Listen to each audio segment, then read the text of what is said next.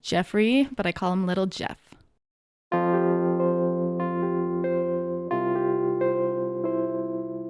He had reddish blonde hair.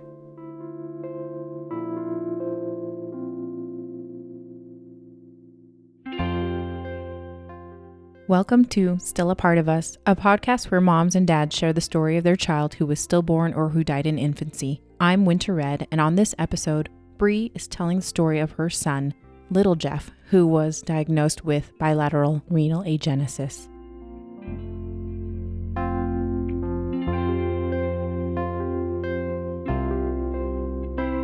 As a word of caution to our listeners, this story contains emotional triggers of stillbirth and infant loss. Please keep yourself emotionally and mentally healthy and seek help if needed. Also, be aware that these birth stories may differ from his or her partners, as these accounts are told from their own perspective through the lens of trauma, heartache, and the passage of time. Please respect our moms and dads who are brave and gracious to share their children with us.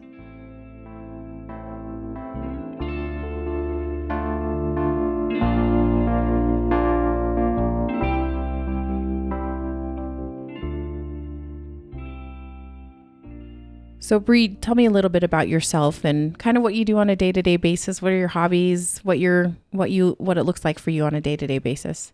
So on a day-to-day basis, I'm a stay-at-home mom, and I'm also a part-time reseller on eBay. I resell thrifted clothing just from thrift stores.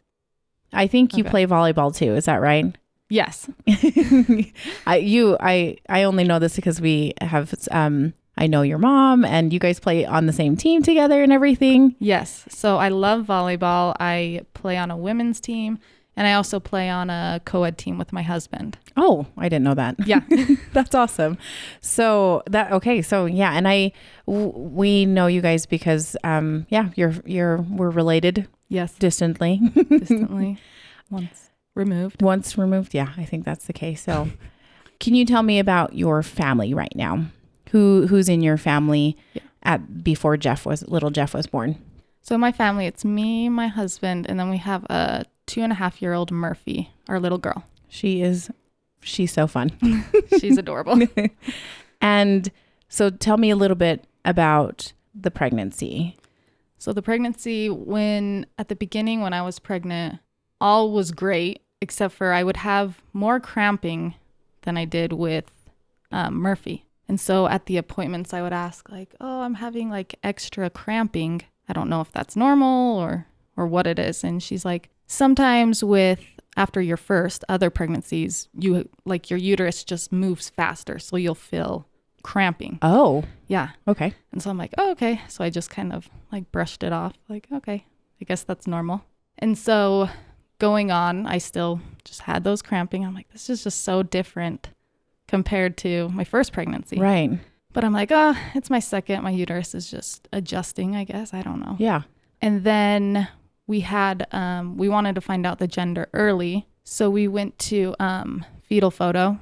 Okay. Just to find out the gender early. And that's a place where you can basically do is it like an ultrasound type thing? So they just do an ultrasound. They're not doctors or anything. They're just specifically looking for the gender or doing like a video so you can see your baby. We had done that with Murphy. We wanted to find out the gender early. So we were like, let's do it again. Yeah. So we went, and she had a really hard time finding the gender. She was pushing and moving around. She's like, he is not moving. Or I guess we didn't know it was a he yet. Yeah. She's like, I can't see the baby's gender yet. So it took quite a long time, and she finally was like, okay, I am like 90% sure I know. Because we wanted it to be a surprise. Oh, gotcha. Okay. So we were doing like a gender reveal. Yeah. So she's like, okay, I'm 90% sure that I know what it is. So we went with that. And in my mind, I thought it was a girl. 100%. Really? Yeah. Because it like my sickness felt similar minus the cramping. Yeah. I was like, it's for sure a girl. But we did a gender reveal, and it was a boy, and I was super surprised. Yeah, you're like, wait a second. Yeah, so wasn't expecting that. How many weeks were you when you did that? Because usually the 20-week ultrasound is when they do, they can tell you the gender. It was between 14 and 16 weeks. Okay. It was right around there. Okay. I can't remember exactly which week. Yeah. So super surprised that it was a boy. Yeah. Yeah. So went on, and then it came to be the 20-week checkup. And I was like, okay, since she was only 90% sure, this is where confirmation we'll time. for sure know, like it's a boy, or, oh, it actually is a girl, you know? Yeah. So that was going into the 20-week appointment. That was my main like concern. Well, not concerned, but like now I'll know This is it. Yeah. the gender, you know? Nothing else was even in my mind at all about anything. Yeah. Besides the gender. So then going into the appointment, beforehand, you have to drink lots of water. Yeah. You know, obviously. Loads and loads of water. Drink all the water so that your bladder fills up so you can see the baby better. So when the ultrasound tech started. Were you there by yourself, by the way? No. Okay. Jeff was there? Jeff was with me. Okay. So it was just us two. And when she started, she was kind of quiet and just moving the, what is it, sonogram thing? The wand. The wand. I think it's called a wand. Whatever it is. She was moving that thing around and she wasn't really saying much. And so I made a joke like, did I not drink enough water? Or like... And you could see the screen too, right? Yeah. Okay. Yeah. And so she said, no, it's just I'm not seeing any amniotic fluid. And so in my mind, I'm like, what does that mean? Yeah. You know? And so I could feel my heart pounding like, okay, don't freak out. Don't freak out. I'm sure it's fine. There's nothing's wrong. It's fine. So I asked her, I said, what does that mean? And she said, it could be one or two things. It could be that your water has broken and you're leaking amniotic fluid. Oh. Or there's something wrong with the baby. And so at that point, you know, we start obviously feeling it and crying. Yeah. Because I'm like, well, I'm only 20 weeks. What am I supposed to do if your water's broken? If my water is broken? I mean, I've heard, you know, babies can be born that early and still be okay. But I mean, you never know. Yeah. So, and so I could feel my heart pounding and she's like, I'm just going to go talk to your doctor. Anyway, she went and she's like, I'm going to go grab your doctor. I'm going to go and talk to her. And then I'll have her talk to you. Yeah. And so once she left the room, we just both started crying and trying to just like comfort each other and be like, it's okay. I'm sure it's nothing. But, you know, in our minds, in my heart, I could feel that there really was something. Yeah. That's just an awful feeling, isn't it? Yeah. I'm like, what am I supposed to do with this information? Yeah. I don't know.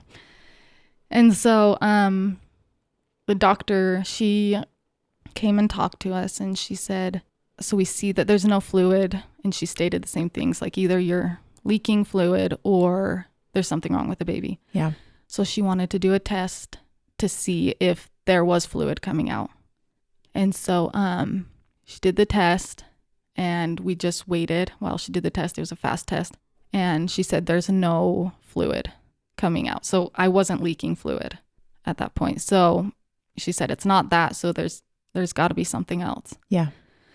So she said, we're going to send you up to the U because they have bigger, better machines, you know. We want to send you up there just to get a really good view and see what's happening. Right. So they called the U to schedule the appointment that day, but it wasn't for like 4 hours. Oh. It wasn't right away, which I would have rather just gone straight. Oh, yeah. Up there. Let's talk about torture. Yeah. Wait 4 hours to find out more information. Yeah. So we left and just sat in the car and just cried. Just, yeah. Sorry. Okay.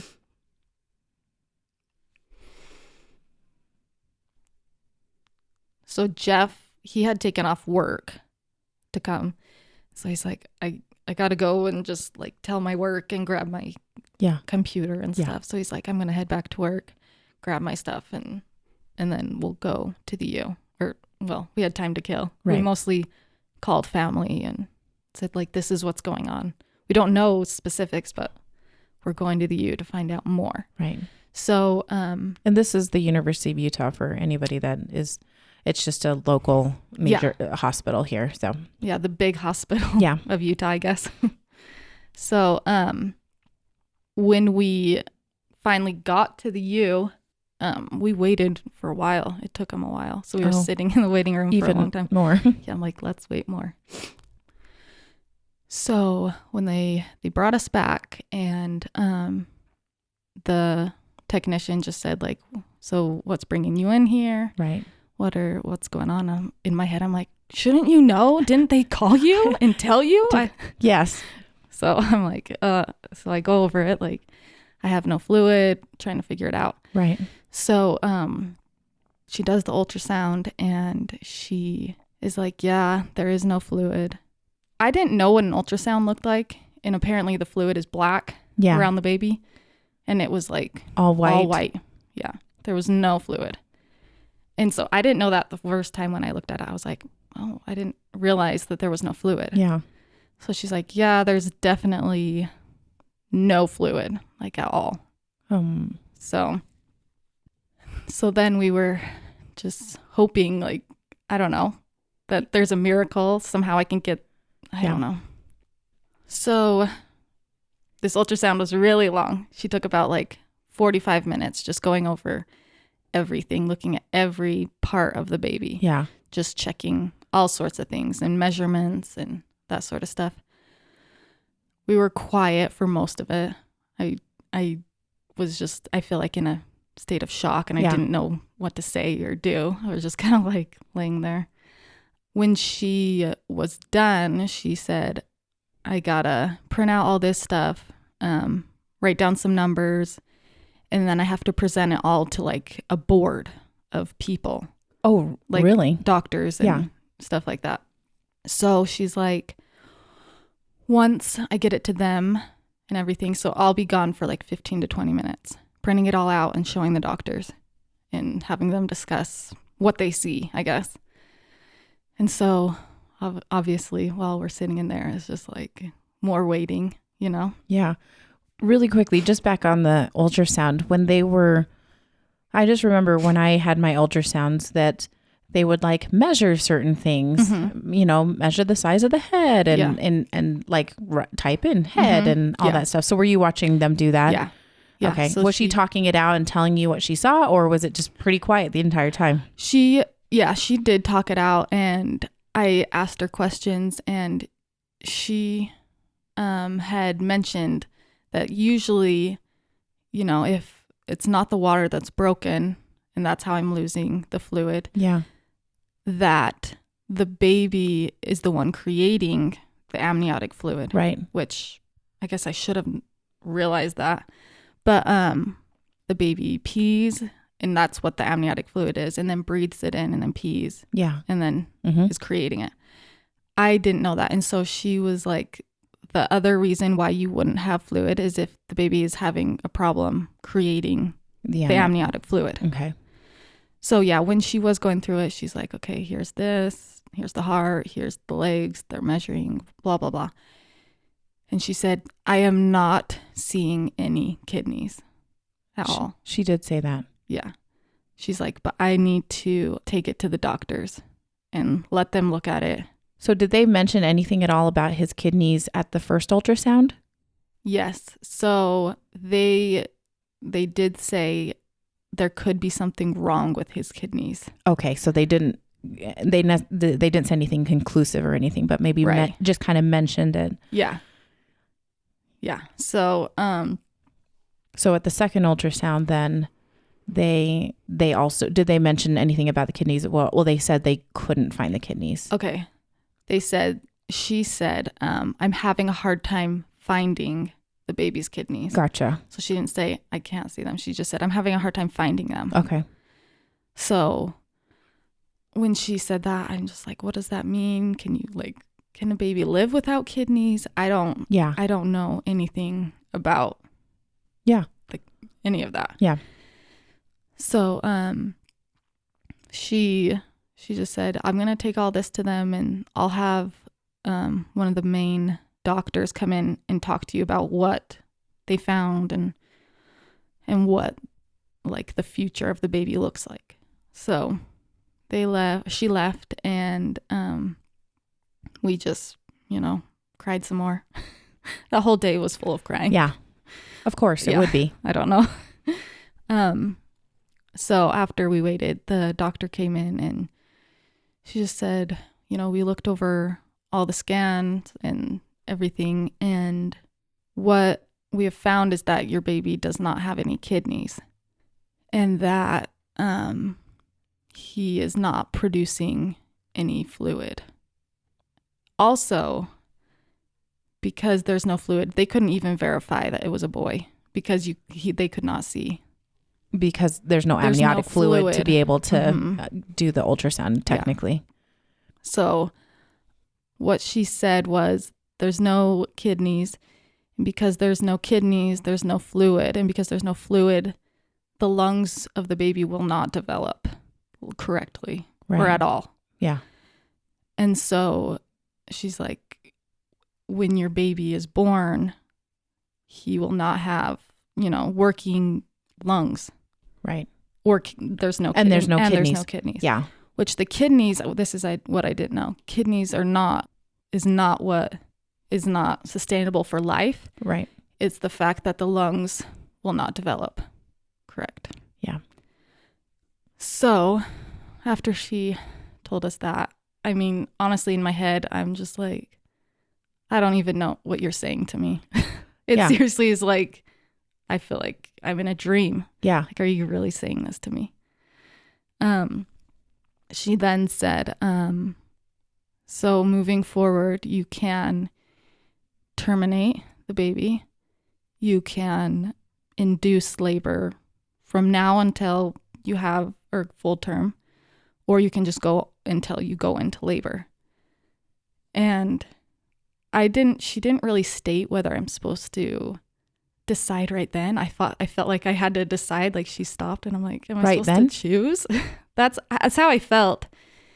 And then she finally was like, you don't have to decide right now. But I seriously was like, am I supposed to decide this right now? That's how I felt. It was, yeah. Oh. She didn't present it to us very well. Yeah. I will say that. Yeah. But so she basically told us, these are your options. Go home, think about it, and then, talk to your doctor.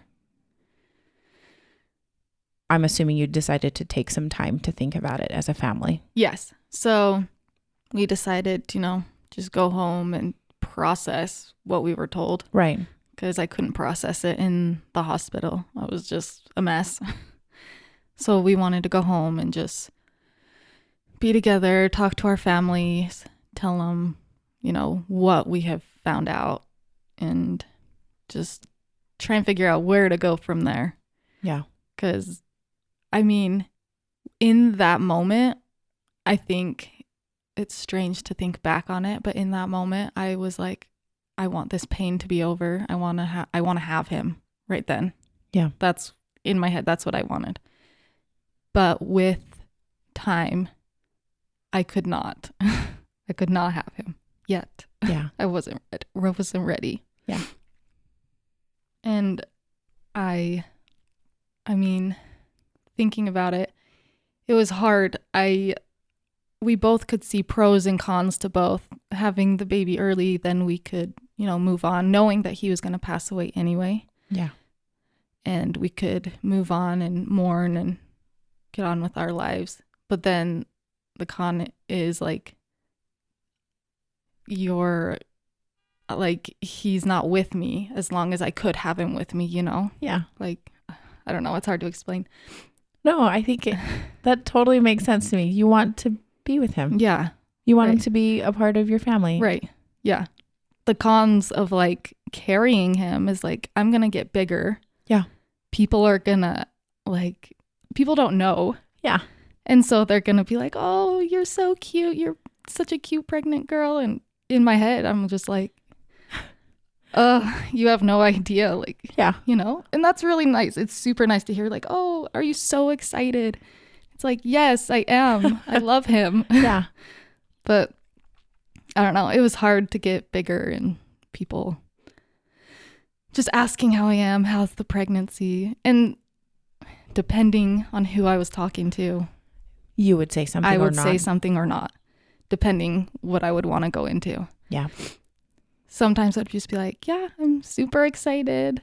And I wouldn't say anything. Yeah.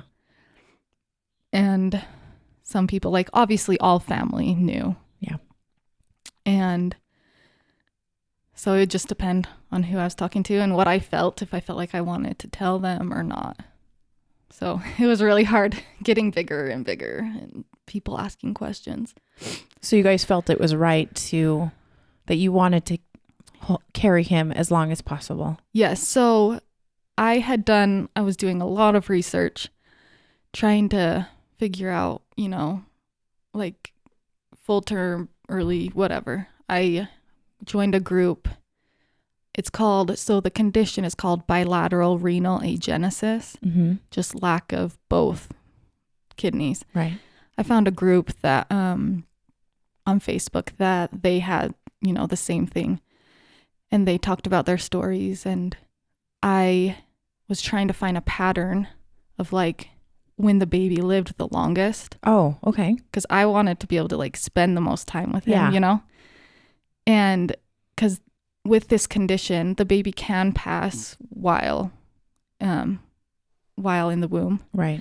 Or they can be born and live for a couple minutes, a couple hours, like a day or two. Mm-hmm. It's very unknown.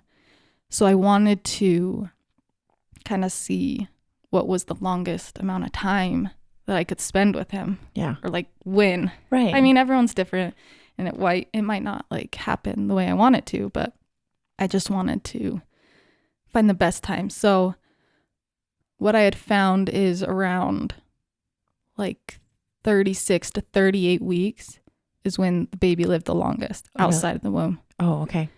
So we prayed about it and just decided that carrying until 36 weeks was going to be the best time to have him. Okay. And we'd get the most amount of time with him that we could.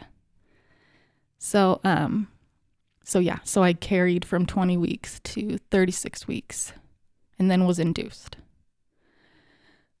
Yeah, I can imagine it was for people that don't, I mean, I know you, Bre, and Bre is very tiny, everybody. And so for her to go from 20 weeks to 36 weeks, I mean, you are definitely showing and for sure.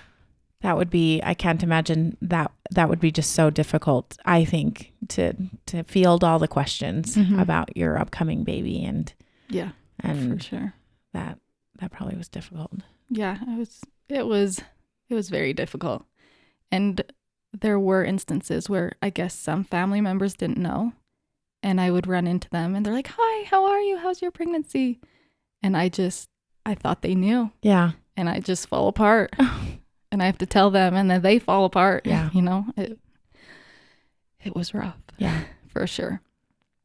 But I loved being pregnant with him. I loved feeling his little kicks. And I actually was super surprised at how much he could move. Yeah. You know? Yeah. I was going to say that was one of the things that I was so surprised at when we spent some time together and you mentioned you're like, he is like a little kicker. Yeah. And I was like, really? Yeah. He's like so active. That's awesome. He's so active. And in my mind, I'm like, there's no kind of cushion like with the fluid for him to like move around, but he was a mover and I loved it. That is so great. What a blessing to feel that. Mm-hmm. For sure. So at this 20-week ultrasound, they couldn't even confirm that he was a boy. No. At that time. No. Did they ever figure out did they do anything else to maybe confirm that or no? No. So you just are basing it off of the original fetal photo thing. Yeah. Way back when. Yeah. And if I wouldn't have gotten that, I never would have known the gender until the baby was born. Yeah. Because at 20 weeks, they would have not been able to see, you know? Oh my goodness. And that's really crazy to think. But yeah, so they never were able to confirm that it was a boy. But we did feel that it really was a boy. Okay. for sure. Yeah. Did you guys do anything? I'm actually curious. Did you do anything between that 20 weeks to 36 weeks to give him, did you guys do anything as a family to like, we're going to take a family trip together? Do you know what I'm saying? Like, did you do anything special during that time together? I don't think we went on any trips, but we just tried to do as much as a family as possible, whether it was just like going to a movie together or, you know, we went to the aquatic center. Yeah. We went to the zoo, just lots of fun stuff as a family. Yeah. Including little Jeff. Yeah. Right. That's cool. Yeah. So I just tried to soak in all the time we had with him and feeling him move because I knew, you know, in the end, he's going to be gone. Yeah. It's a crazy thing, honestly. How do I explain it? In my mind, knowing that he will pass away once he's born, or he could pass away while I'm pregnant, but knowing that he was going to pass away once I have him, it almost felt like, what I compare it to is like if you had a family member that was on life support. Yeah. That's what it's like. And having him, it's like, you know, cutting the cord. It's like taking someone off life support. So it was hard knowing that, you know, we were going to do that. I don't know. That's the only thing I can kind of compare it to, because he's alive until that point, and your family member's alive on life support until you decide that's time, you know. So that was hard, just knowing that, you know. During that time, were you making preparations? Yeah, unfortunately. Like that I just I can imagine being so excited for a birth, just so excited for your son, but then also knowing that you're going to have to bury him as well, or whatever preparations you were planning on doing. Yeah. So since we hadn't moved, we were moving. And so I hadn't bought anything for a baby because I was like, oh, I want to move into the new house to buy all the stuff. Right. So I hadn't bought anything like crib or anything. So I feel like that was good for me to not have, like, if I had a room set up, like that would have killed me. Yeah. And had all that stuff. Yeah. I mean, Yeah. You know. Yeah. Mm-hmm. But so buying things and preparing things, knowing that he was going to pass away and finding a burial site, that was hard. I actually asked my mom to go, which I'm so grateful that she did, because I just know it would have killed me. I had her go and talk to the cemetery and the mortuary and just to find out all the information that I need to know. I couldn't go in. My mom was nice enough to do it for me. So she went in and took pictures of caskets and just, you know, showed us. And there's actually a cemetery that's a 3-minute walk from our house, which is amazing. Yeah. That has a little baby area. So it's designated just for little babies. And we felt that was the right place, and it was the closest side of the cemetery to our house. So it's like just seemed so perfect. And so we had decided, you know, to bury him there when the time came.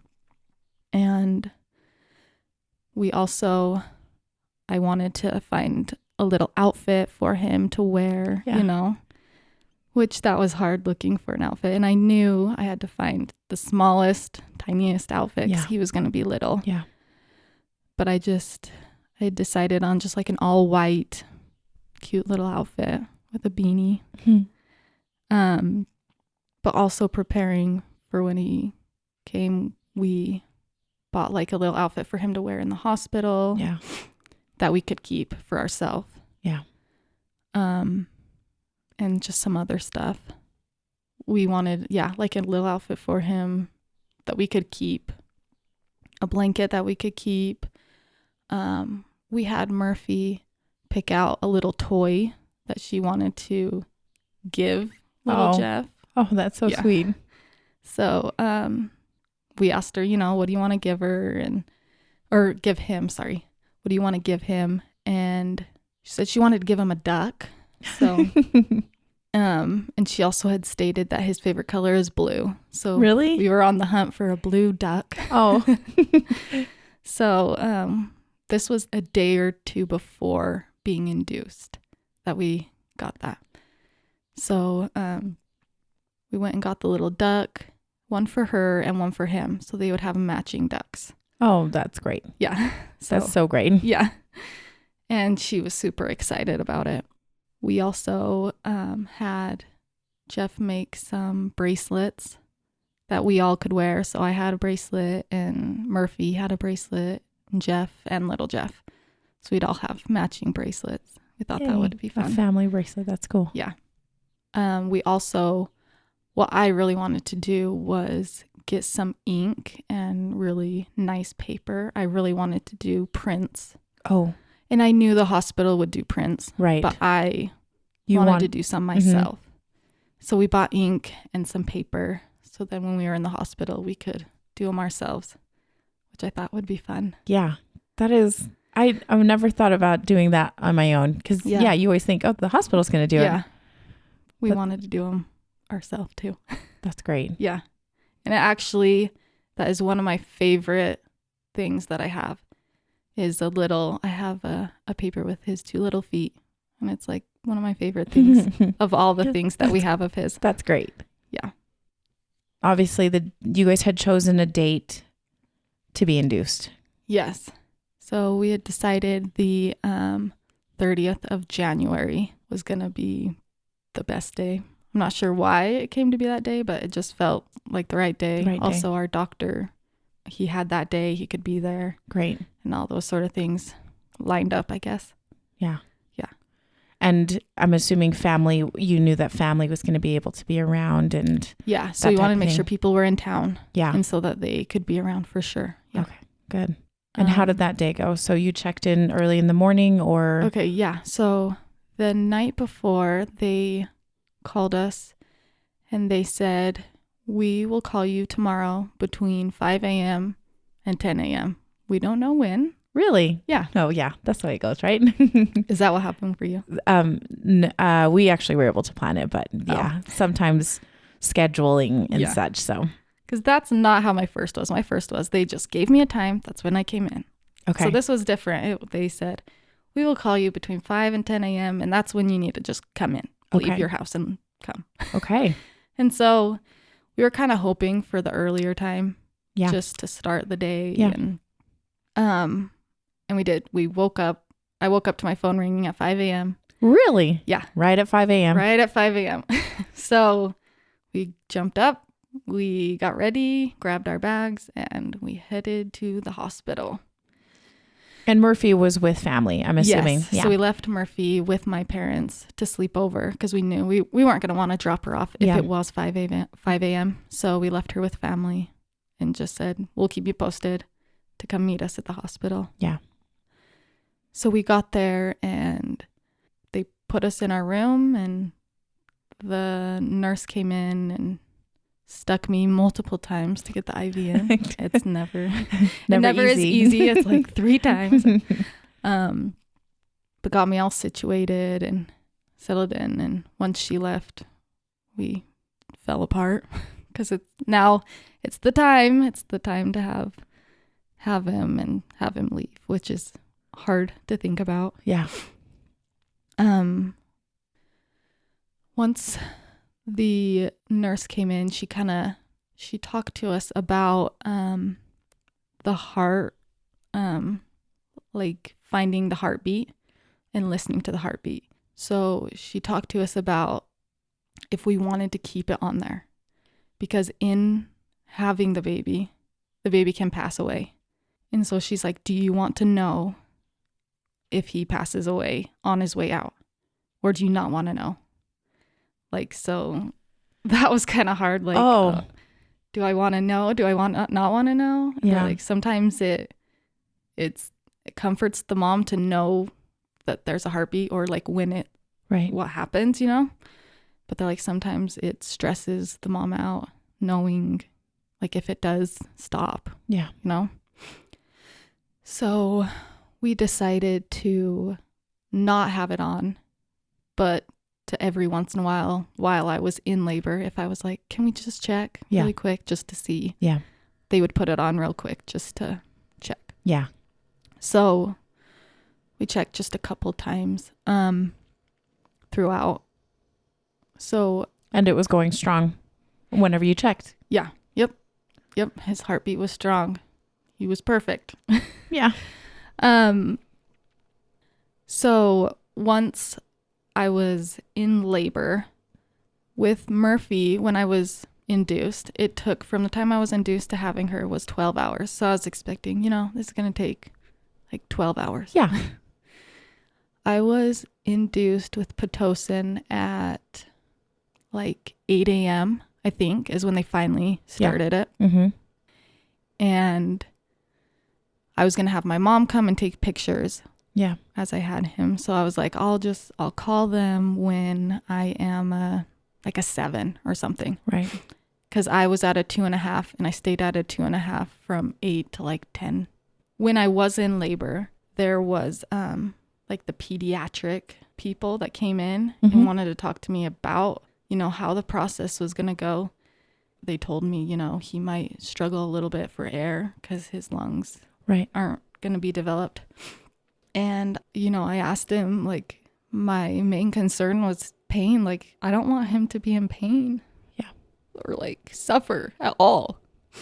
So I just asked, like, what can we do to make it so it's, like, the most comfortable for him? And they had said, you could give him a little bit of morphine just to, if there is any pain, then it will just help. Yeah.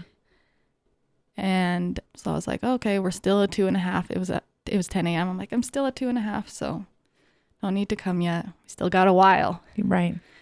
But then all of a sudden I was feeling so much pressure,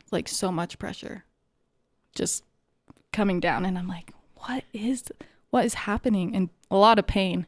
And I had an epidural. You did. I could feel like it was really painful. Yeah. And so I'm like, we got to get the nurse in here. There's something's happening. And the nurse came in and she checked me and she's like, you're a 10. Just like that in 2 hours. Oh, wow. And I'm like, what do you mean? I'm a 10. It's been like no time. I was just a 2.5, like half an hour ago. It was insane. So, they're like, do not push. He will come out. Do not do anything. The doctor's not here. And I'm just like, what are you saying? Yeah. So I'm just crying. I'm not ready. I don't feel like I'm ready. Yeah. I thought I was going to have like 10 hours to kind of process this. Yeah. And yeah. Yeah. So I'm like, I'm not ready. And so they call the doctor. He's like 45 minutes away. Oh, there's no way he's going to make it. Yeah. So they're like, you got to have him. You got to have him. I'm like, ugh. Are you making phone calls to family like right now too, frantically? Like, yeah. I'm like yelling at Jeff. I'm like, call everyone. Tell them I'm about to have him. Yeah. And I'm like, my mom is not going to make it here in time to take pictures. So I'm begging the nurse. I'm like, is there someone, please, take pictures. I need these pictures. Yeah. Because I'm like, I don't want to miss any of it, because it's such a short window that I have him. So I'm like, please, please, please. And a nurse was able to come in, and it ended up being one of my old neighbors. But I had no idea that worked there. Oh, which was like, oh my gosh, amazing. That's a little tender mercy right there. To see someone that I know and I'm comfortable with taking pictures, you know? So that was amazing. When all the nurses were in there and they had a on-call doctor come in. Right. Since my doctor wasn't going to make it. So everyone was in there and they said, okay, whenever you're ready and you feel like the next contraction, just go ahead and push. And I just like look at Jeff. I'm like, or like, I guess it's time. I don't know. It doesn't feel like it's time, but I guess like, so I push and he doesn't come out, and I push just one more time, 2 pushes, and he comes out. And when he comes out, he does not cry. He doesn't make a noise, which then I'm like, I don't know if he's alive. I don't know anything. But once they kind of turn his face towards me, I can see he's making a face. So he's obviously like alive. He's kind of like, oh, I'm here. I don't know. It was cute. But so they immediately put him on me because that's what I wanted. I wanted skin to skin right away. Yeah. So they put him on me, and it was the best feeling. Like, I just felt so much love for this little one. And I just felt how perfect he was. He literally was perfect, minus his kidneys not being there. He was just perfect. But there was just so much love, and the nurses and doctor were sweet, and they just stepped back, and they were just quiet. They didn't say anything. They let me and Jeff just kind of have a moment and just soak in, just the little time right then to just hold him and spend time with him, not knowing how long he's going to live. Yeah. So they were sweet and stepping back and giving us that time. After a minute, then they came back and they kind of cleaned me up, and then once they were done, they left. I had Jeff, call all the family and be like, he's here, please come. So we really wanted people to come so that we could give the baby a blessing while he was alive. Yeah. So it was like panic, like everyone get here right away now, because I don't know if how long he's gonna live. Yeah. So we're like, everyone get here, and they all got there pretty quick. It was, I don't know what the time was. It seemed like it was pretty fast. Yeah. So once everyone was in there, we were able to give him a blessing while he was alive, which was awesome. Some people didn't make it, but I couldn't, I couldn't wait. Right. I wish if I had known in hindsight how long he would have lived, then we would have waited longer. Yeah. During the blessing, he did let out a little cry, which was he did amazing. It was like, oh, I'm here. Hello, everybody. Because he hadn't really made a noise. Yeah. So when he did make that little squeal, it was like, oh, so precious. It's so cute. It was just good to hear him, So you guys named him Jeffrey. Mm-hmm. Is that right? Yeah. So why did you choose that name? So we chose Jeffrey because his dad's name is Jeffrey. Right. And we honestly had gone through a million names and just nothing was sticking. And we hadn't had a name set before the 20 week, so we didn't have anything in mind. But we were trying to think of all these names, and Jeff actually was like, I would love for him to have my name. It just is the only thing that seems right since he's my little Jeff. I don't know. It just seemed perfect. That's awesome. Yeah. So how big did he end up being? Because you said that he would likely be a lot smaller because of this condition. Yeah. So he was 2 pounds, 15 ounces. Oh, super little. Yeah. He was super little. Oh, but super cuttable. That's. Yeah. Yeah. So little, but such a huge impact on our lives. Yeah. That little 2 pounder. Well, almost 3 pounds. Almost 3 pounds. Yeah. So we did the blessing, which was awesome. And everyone after kind of just came up and gave him a little kiss and said hi. Because I had told family ahead of time, I want you all to meet him and say hi. But then I I want the alone time with him. Right. So I would love for you to say hi and love on him for a minute. But then the rest of the time I need it with him, you know? So everyone came and gave him a kiss and said hi. And then they all left. And then I wanted Murphy to stay with me. So she was able to make it there. Great. And so we wanted Murphy, me, Jeff, and little Jeff to just us, just be together. So everyone left. And we were able to spend that time and just kind of just hang out like as a family. I don't know. It was nice. That's so wonderful. Yeah. Just talk, and Murphy was able to give him his little duck. She was super excited about that because she had hers, and she talked to him like, oh, they're playing. It was really cute. So it was really nice to just be as a family spending that time together. So he was born at 11:20 a.m. and we spent, I think with Murphy, we spent about an hour together, and then she kind of was getting, she's a toddler. Yeah, she's a toddler. She was kind of like, okay, I would need to go play or do something. So we had my mom come grab her, and they left, and then me and Jeff and little Jeff were able to just spend time together. After Murphy had left, he did start to get kind of like, he seemed almost agitated. Like he would make kind of like a scrunchy face. Like he was a little bit bothered. So, I called over the nurse and was like, he seems a little like upset. Can we get the morphine? Yeah. And once he got the morphine, he just seemed so much better. He was calmer. Calmer, yeah. Just calmed down and wasn't making such a sad face of like, I don't know. Yeah. I mean, I don't know what he was feeling, but I just hope that the morphine would help anything that was there, Right. So you just spent the rest of the time with him? Yeah, so we just spent the rest of the time with him, just talking to him, telling him how much we love him and that we're grateful that he's ours forever, Just hung out and talked and sang and read books. Oh, that's wonderful. Yeah. Just did all the things that we would do with the little newborn that we knew we were keeping. But, yeah.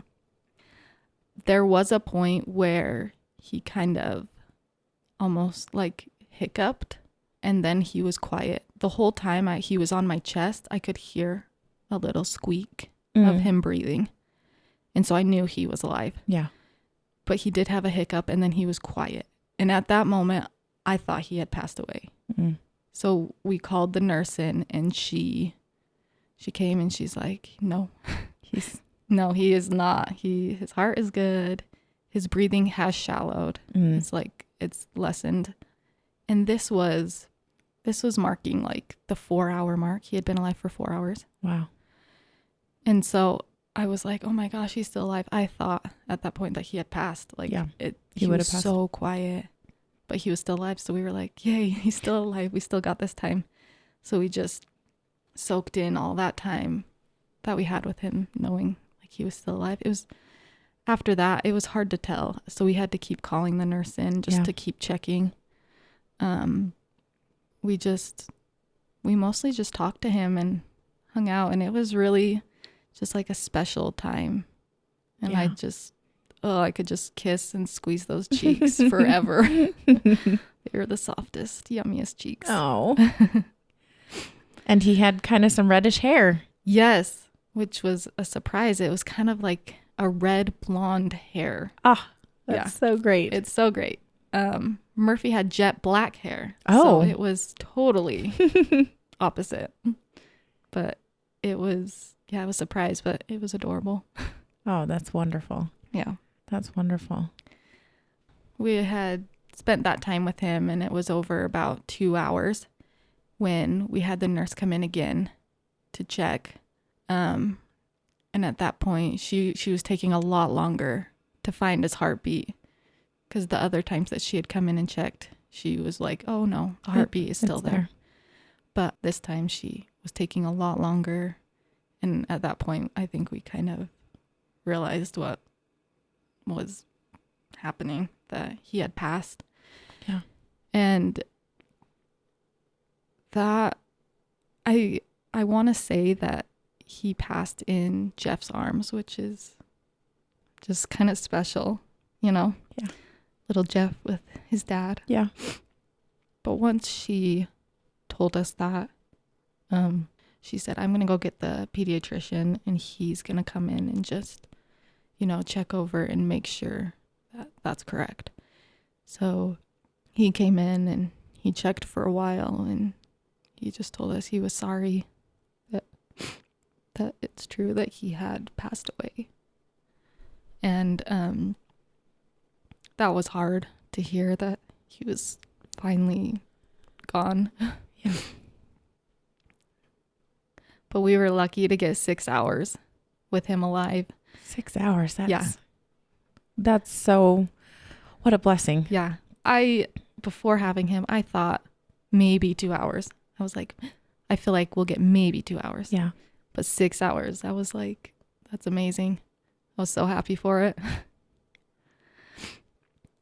So after he had told us that, he left and we just cried and held him and we told him like we missed him and that we loved him. All the things. You wanted to tell your son. Yeah, wanted to tell him. And then we spent some time just alone with him.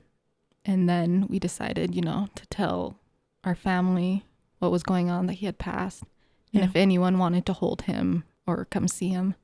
Because, like I said, I didn't really want to share him while he was alive. No. I was not going to share him while he was alive. So once he had passed, we said, you know, if anyone wants to come up and hold him. Yeah. So all our siblings had left, but all our parents were able to come up.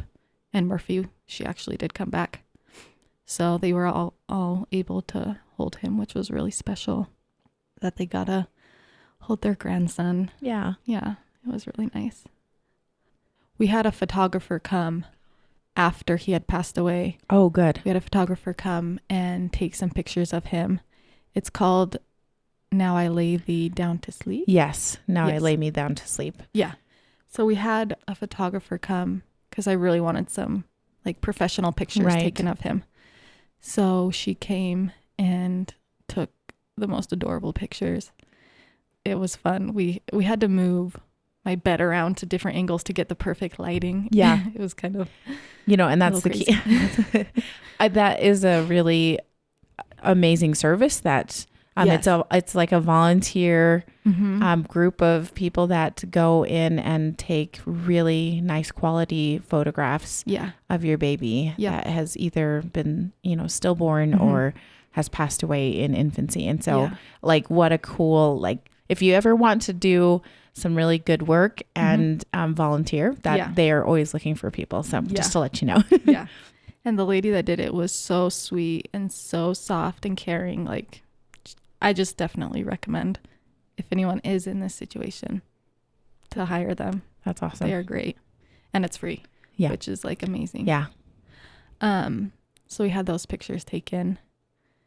So after you had your family come over and hold him and spend some time with him, did you invite others over to come and meet him as well? Yeah. So after our family spent the time that they felt like they wanted to spend with him, they went home and they just said, you know, keep us posted. We're here for you for anything. So after they left, we had a couple friends that had said they really want to come see us and that we're close with, and we wanted to come see us. So we had a couple friends come and it was emotional. But then we had you guys come and it was so nice to see you guys, honestly. Just because I know you guys know the feelings. Yeah. Our other friends that were there, they don't know the feelings, but they're so supportive and so awesome to even come see us. Yeah. And so, it was a pleasure to meet little Jeff. He's so cute. He's a little cutie. Yeah, he's really cute. He looks just like Murphy as a baby. Really? Yeah. Like their face, their little chin and nose are like identical. Really? Yeah. Oh, that's super adorable. That's awesome. Yeah. yeah, we were super grateful that you guys came and visited us. It meant a lot. And I know it was probably super hard. I mean, it wasn't that much time after you guys. So, but it was a pleasure for us to come and meet him because we know how important that is. Yeah. That time. So, well, you guys are sweet. After you guys left, we were exhausted. I was going to say when we left, it was probably closer to like 9 or 10, if I'm not mistaken. Yeah. And you'd been up since 5 that morning. Right. So actually, they called us at 4:30. Oh, they did? To be there at 5. I had that wrong. They called us at 4:30 because the first appointment was at 5. Oh, gotcha. Okay. So, anyways. So it's been a long day. Yeah. So we were exhausted. But after all our friends and family had left, we had the hospital do, or we called them and we said, we want you to do the molds and the prints. So the hospital does free hand prints, feet prints, and then molds of the hands and the feet. Yeah. So that you can take home. Yeah. Which is awesome. So we just told them, we're ready for you guys to do that. And I think they were super busy, so they weren't able to do it right then. Mm-hmm. So they're like, just, relax, and we'll come tell you when we're able to. Yeah. And we're like, okay. So we were really, really tired. So we decided to lay down for a little bit and just sleep for a couple of hours. Yeah. And Jeff slept on the couch, and then I just put little Jeff in my bed with me, just right next to me. Good. Which was actually really sweet because, with Murphy as a baby, she sometimes would end up sleeping next to me. And I just felt like it was kind of special just to have him sleep next to me. That would be, that's the way you would parent him. Yeah. So it was, yes, he had passed away, but I was still just, cuddling him and loving on him. Yeah. So we fell asleep for a couple of hours, and then they came in. It was probably around 2 a.m. that they came in, and they said that they were ready. So we gave him to them, which was kind of hard to, because I had been with him solidly. Exactly. So it was kind of hard to give him to them, but I knew they were going to bring him back. Right. So gave him to them, and they were like, it's going to be an hour or two. Yeah. So just, you can relax, you can sleep, whatever you need to do. So we ended up going back to sleep for a little bit, and I kept waking up like, are they going to bring him back? Is he here? I know. I'm like, bring him back. I want to see him. So it was kind of hard for me to sleep after that. So I'd wake up and go back to sleep. But they brought him back in. I was super excited to have him back. Yeah. And they went through the little box that they gave us, and they showed us, the prints and the molds, and they took a couple pictures, and it was really cute and nice that they did that, because we get to keep that forever. Right. Mm-hmm. So we loved that. After that, I think we ended up sleeping for like maybe an hour or two longer, just a little bit longer. Then when we woke up, we spent time with him. I decided I wanted to do some hand and footprints. Yeah. Like we had bought the thing. So we did that, which was actually a lot harder than we expected. Really? It is really hard. But it was also really cool to do just me, Jeff, and little Jeff. I don't know. It was really special. Just to have that time together. Yeah. So we got his hand and his feet prints, and I will just cherish those forever, because I feel like it was just a special time. Yeah. Us three,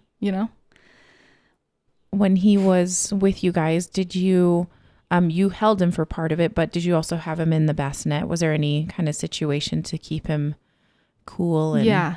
So after he had passed away and after our family had come in, they brought in a thing called the cuddle cot, which just kept him cool, just so the body stays preserved a little bit better. Yeah.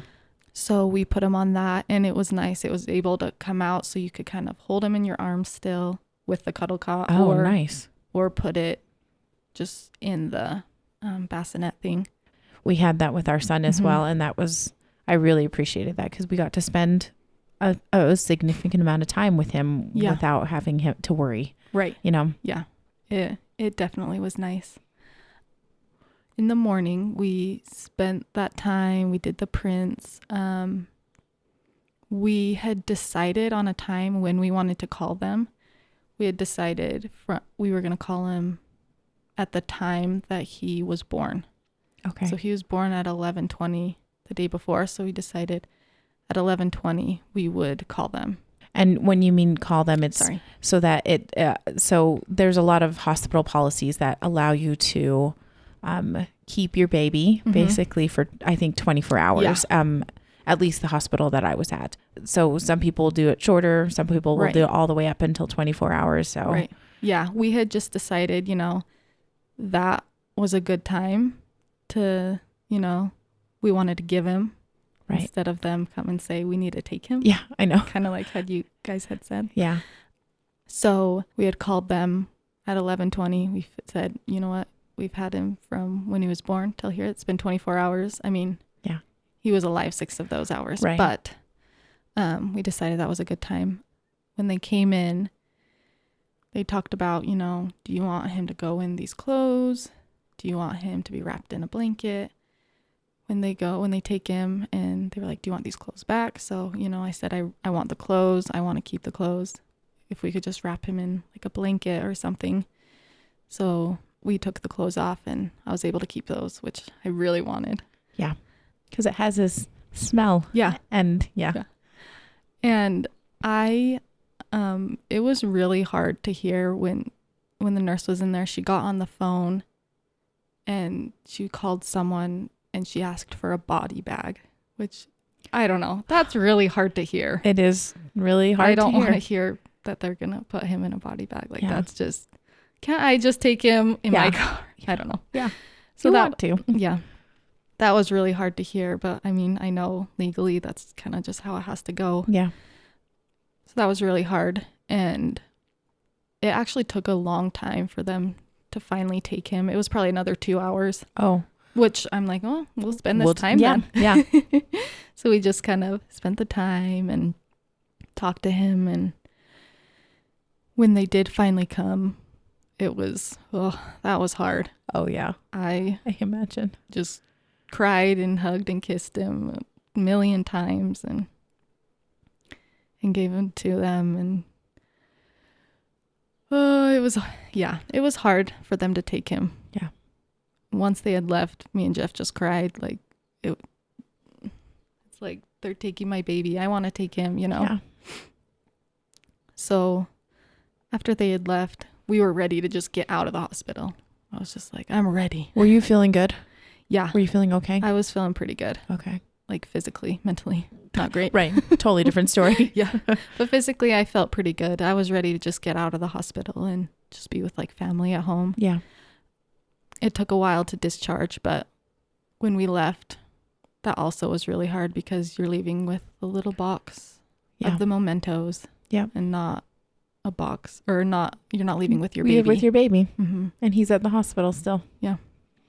When we did leave, I called my mom just to ask to call the mortuary and to tell them to tell us when they get him. Right. Just because I want to know that they got him, Because there's a lot of paperwork that's involved. Yeah. Also, they make arrangements before you guys leave and all that jazz. It's not anything you want to be doing. No. The hospital, and they give you a big packet, but like they make arrangements ahead of time. So. Yes.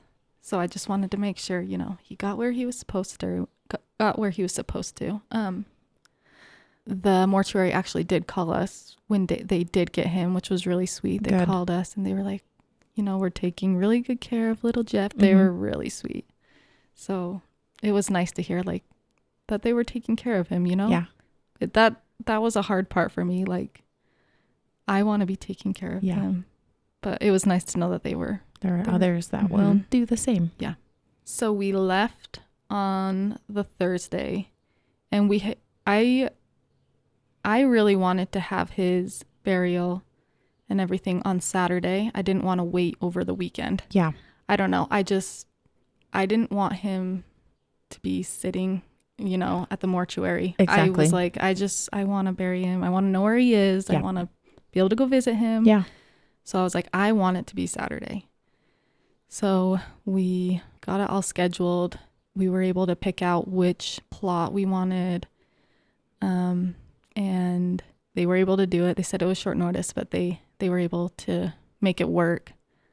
The days that we were at home between being home from the hospital and the funeral were really hard. I feel like I laid in bed and cried a lot.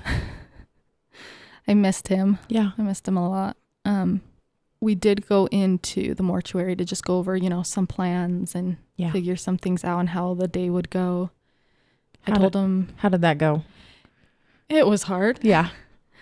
It was hard just walking in the door. I don't know. Just being in a mortuary. And I'm like, I'm here for my son. That's when I had to tell the receptionist. It's just, yeah. Yeah. It killed me.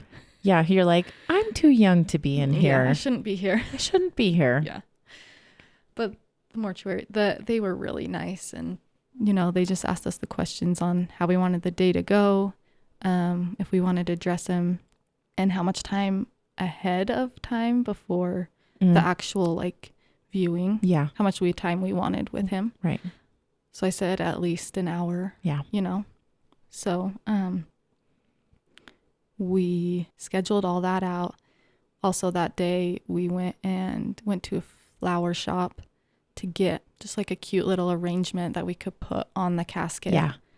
And that was kind of hard to describe. I need it to be really small. Yeah. And I think that might have been difficult for them to hear, They're like, what? Yeah. And then just talked with our family and the ward. So you talked with your family and the church, your church family. Yeah, we talked with them just to get everything prepared so that the day went smooth and everything was just ready. When the day came, I was really excited to go to the mortuary to see him because I hadn't seen him since the Thursday, right? Right. Thursday. So I was super excited to just hold him again. Yeah. So I was really excited about that. And I was a little nervous because I hadn't seen him for a minute. Right. I didn't know if he was going to change at all, but he looked the exact same. Really? And I was so happy to see him and just cuddle him and kiss him. So that was really nice. We got to dress him and spend that time. We had Murphy come in and we spent some time together as a family before everyone else came. Yeah. And we did have a viewing just with immediate family, which was nice. It was just kind of small and I don't know. I liked it. No, that should be, you want those people around. Yeah. And yeah. So, it was really nice to kind of show him off and how cute he is. After all that, we spent some time together as a family and we did a big family prayer. They then closed the casket, which was hard to deal with because I'm not going to see him. Yeah. And Jeff, it was nice because Jeff was able to do that with the worker there. Yeah. So it was kind of a special thing for him to do that. And Jeff carried he carried the casket alone. And I held his arm and we walked to the limo. And we all just headed to the cemetery, which was just down the street a little bit. Yeah. When we got there, I got out and Jeff, we were waiting for a couple family members. They weren't quite there yet, so Jeff didn't want to get out yet. But once everyone was there, I could tell he was struggling a little bit to get out of the car. And that was hard because it's his son. Yeah. I could tell he was having a hard time, getting out of the car. So I jumped back in and I just, gave him a hug, told him I loved him and we love our son and it's okay. It's okay to take your time. I'm like, just whenever you're ready, you can get out. there's no rush. No rush at all. So that was really hard to see him like that. But he loves him, you know? Yeah. You just know he loves him. The burial service was really nice. We had some good speakers, and it was a really windy day. It was windy. Cold. But it was really nice. We also had some balloons we let go, which was special. They did all go into a tree instead of up to the sky, but they eventually worked their way up. They did. And then it was time to, put some flowers on. And I just cried and held on to the casket and said my goodbyes. But see you later. Yeah. Just knowing that it was nice to know that this is where he would be. So I could just visit him whenever I wanted. After that, we went to the church house and just had a lunch with all of our family. It was nice to talk to everyone. We were overwhelmed with how many family members we had. There were a lot, and it was so nice to feel all that love. Yeah. So it was a really special day. Yeah. We really loved it. Good. Yeah. I'm glad it turned out how you wanted it to, and yeah, for sure. We were there, and we thought it was beautiful. It was beautiful, and it's no easy feat to go through that kind of a day, right? Right. Definitely not. Yeah. You guys did a good job. Thanks. I guess is a good way to put it. Right. Good job. As good as we could hold it together. Yeah, as much as we could. So, is there anything else you wanted us to know about little Jeff before we close this up? Just that he's the sweetest, perfect little boy. That's all there is to him. He was just too perfect for this earth. Yeah. Yeah. Well, I'm so glad that we got to hear his story. Thank you. Thanks for sharing. Of course. How hard. Yeah. I was glad that I got to hear the full story. Yeah. And it's very therapeutic to talk about it. Yeah. I love talking about it. I love him. Yeah. I talk about Murphy. Yeah. I love to talk about little Jeff. So. Yep. Yeah. Awesome. Well, thanks a lot, Bre. Yes. You are welcome. Many thanks to Bre for being vulnerable and sharing your story of little Jeff with us.